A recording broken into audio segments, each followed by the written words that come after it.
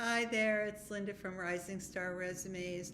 Are you one of those people who actually has heard or truly believes that your resume has to fit onto one page, or as one recent client said to me, or it's going to get rejected by the person reading it?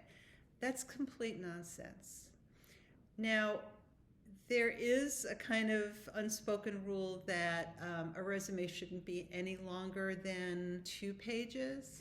Now, while it's true that your resume shouldn't go any longer than 2 pages, and it's also true that there are some people whose resumes perfectly fit onto one page, that doesn't mean that if your resume can't organically and comfortably fit on one page, that it's going to be rejected if it goes on to 2 pages.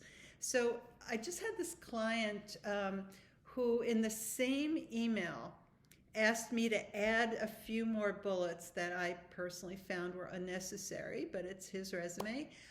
So he asked me to add more detail to his resume and then said, you really have to make this all fit on one page, or I hear that no one's going to read it.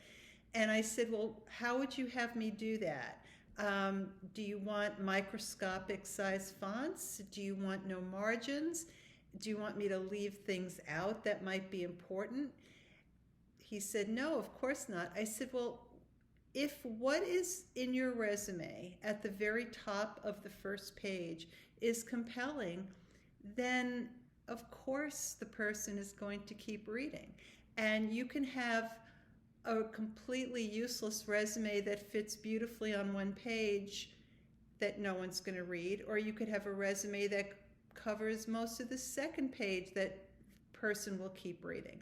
So the way I structure resumes in any case is that what you want the reader to see first is at the very top of page 1.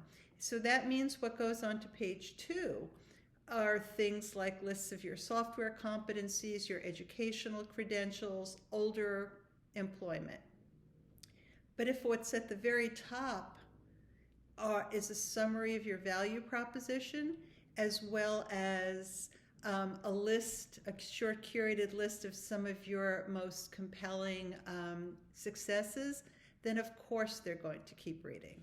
Thank you for watching my video. You want to learn more about resume writing and how it can help jumpstart your job search? Head over to my website, risingstarresumes.net, and you can always reach out to me on LinkedIn. I'd love to hear from you. And while you're at it, watch some more of my videos to learn about interview tips and what should and should not be on your resume.